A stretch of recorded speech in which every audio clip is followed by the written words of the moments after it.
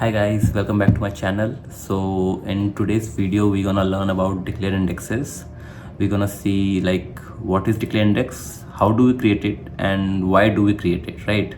So before we jump onto the video, I would like you to give you a quick disclaimer that this video might get a bit longer, so feel free to take a bit small breaks, not of 2 to 3 days of course, but you can take bit breaks, right? So let's jump onto the video. I will share my screen. Okay, so before we start on, I will show you the case type which I'm gonna use. So this is my case type which we have been using previously also for the email part. So I just added one more new assignment over here called education details, right? So I'm gonna quickly give you show you the case type first, then we will jump onto the main part. So I will open the case type. So over here again we will add some personal info, say Anuj, last name Yadav, gender is male, and email ID. So I will write request.response.ig@gmail.com. Perfect. We're gonna click on submit, and now we're gonna write some professional information. Say highest degree is UG in my case, profession is developer. Quickly, work experience I will write say 2, and then submit. Now this is a new assignment which I was talking about. So over here I'm going to add one more item, and I'm going to write the institution name. So HITK in my case. I'm only writing the short forms, I'm not writing the full form, and the passing marks say 70% maybe. And again I will add one more row. Over here I will write my school details, TMHSS, and the passing marks say 65, because everyone is not as intelligent as me or a topper like me. Subtle flex. So I'm gonna do a submit. Perfect, the case has been created, right? Now suppose I want to get the details of all the cases, like I want to get the data of all the cases which I have created. Say if you see over here in the app, I have so many cases been created over here, right? So I want to have data about them. If you see in the personal, right? So I want to extract the data for my better use, right? So we're gonna need a report definition, right? So I'm gonna go and create a new report definition for my personal use. So this is an existing one, so I'm gonna just quickly save as this one. For my rule I'm gonna write say my personal report. Perfect, right? And we're gonna create this. Now I will delete all the unnecessary columns which I don't need. Okay, perfect. I'm gonna delete the filter as well, and I'm gonna add the properties which I require.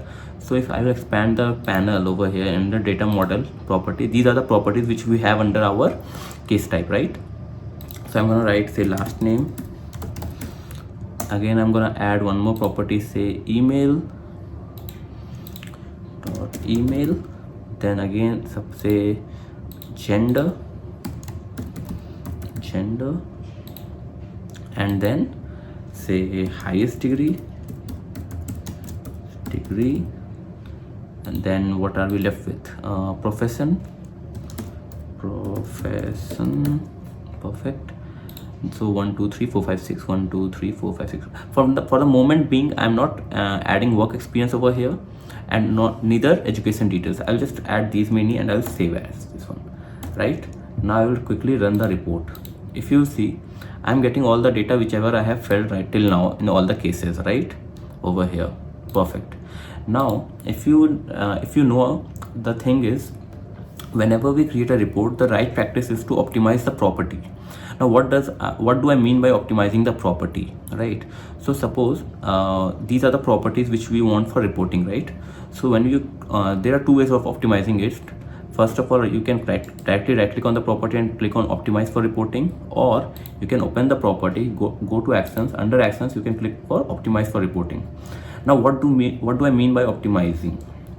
So when you optimize a property, so Pega creates a particular column for that property under the table of that class. So this is my class like work personal. So what Pega will, when I will optimize this property, so what Pega will do is Pega will create a column called email under this table. So I'm just gonna show you how. So if you go right now under configure, okay, if you go system, then database and modify schema. Perfect. Over here I'm going to select Pega data because my database is Pega data. I'm gonna say next. I'm gonna select my table, which is this one, demo application work. Yeah, this is the one. I'm gonna select next. Over here, if you see the columns in the table, right, I'm gonna click on this number 98. Over here, I'll scroll down, so you will see all the properties which I have optimized comes under over here. So you can see, right, language is there, first name, email, gender, highest degree, last name, profession, but work experience is not there, right, because I have not optimized it yet. So when I will optimize work experience, it should come under over here, right? So let's try to optimize work experience first. So I'm going to right click on over this property. I'm going to click on optimize for reporting. Over here, see, it will show the table under which it is going to get optimized or create that column. So this is fine. I'm going to optimize it right now. So I'm going to say next, and we are good. I'm going to say finish. We'll wait for a couple of seconds. Now again, I'm going to go to configure, system, then database, and modify schema. Now over here, I'm going to select Pega data again. Next. Over here again, we're going to select our application table, which is demo application work. We're going to select next, and we're going to see, if you see now the columns in the table is 99. I'm going to click on that, and over here, if you come, you'll see a new column has been added for work experience as well. Perfect, right? So now even I can add the property over here as well, right? It won't give me any error. So I will write work experience. This is what, right? And I will save this. Now if I will run the report again, you will see I'm getting one more column for work experience, and I'm getting the data as well, which is completely fine.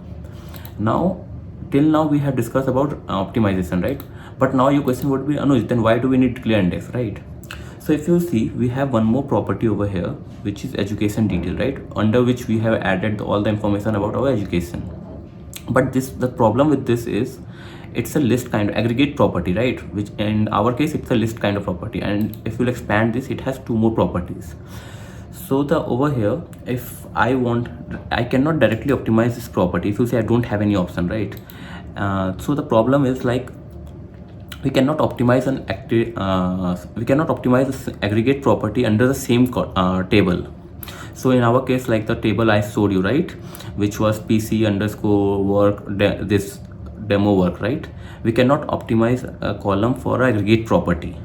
So what we're gonna need is we're gonna create an index, which is called declare index in this scenario. So as the name itself suggests, declare index, what it's gonna do is it's gonna create an index table for this particular property called education details. So there will be one more table called index education details, right?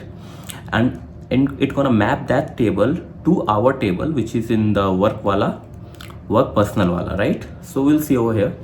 So right, suppose if I want to create a declare index over here, what I'm gonna do is I'm gonna right click on this, and I'm gonna say optimize for reporting. You will see over here the UI is a bit different.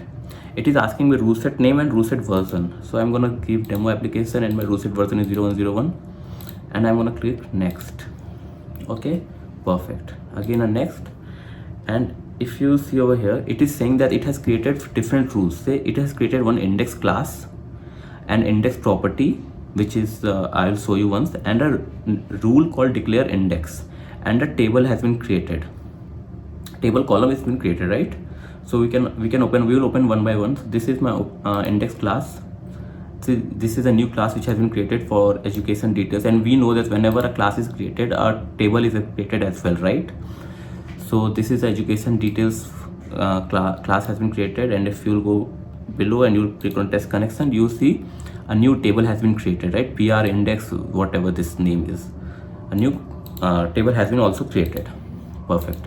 Now again, a new index property has been created. We'll open as that as well, and a new rule called declare index has been created. So this is how declare index rule looks like. So over here, if you see under source page context, this is our page list property or the aggregate property. This is the context of our property. If I will open the education details, this was the context, right? Data education details. So this is the context, and this is the index class which has been created. So this was the class, right, which we saw Pega has created automatically. And right now, if you see, what we are doing is we are mapping the property of our work class with that of the index class property. So if I open this property, this is in the my data class property, right? Under this property it is. But if I open this one, it is under index class, you can see, right? So what basically declare index does is that it is gonna map connect both the two tables, one of our work class and another of the index class, with a reference called indexing, right? If you know dbms, you would be knowing the term called indexing, which helps in referencing of the property from one table to another.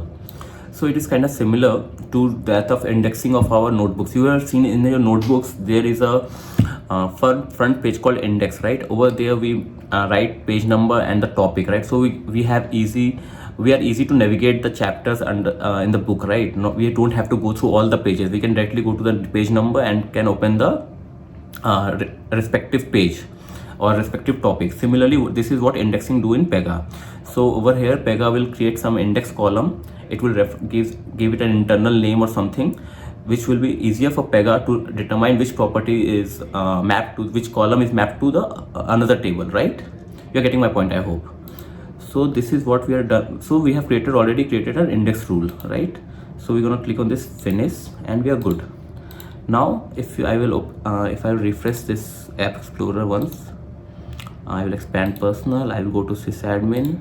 Under sysadmin you will see a declare ruled index has been created. Now we have only got it for if you see the data model over here, under education we have two properties, but only one has been mapped, right? Another is left. So again I'm going to click on passing marks. I'm going to do optimize for reporting again. I'm going to select the version, then this and next, and this time if you see, and finish. Perfect, right?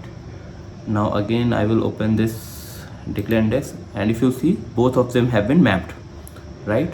Now we are good with the declare index. Our declare index has been created. But does that mean I can refer the property over here? No, as I mentioned earlier, right? We are not going to create that column under the same table, because if whatever we mention over here directly, it means that we have created a column under here. Like if you expand over here, again we will go to the schema, right? Database and modify schema. Again if I'll go to Pega data, next, right? And sorry,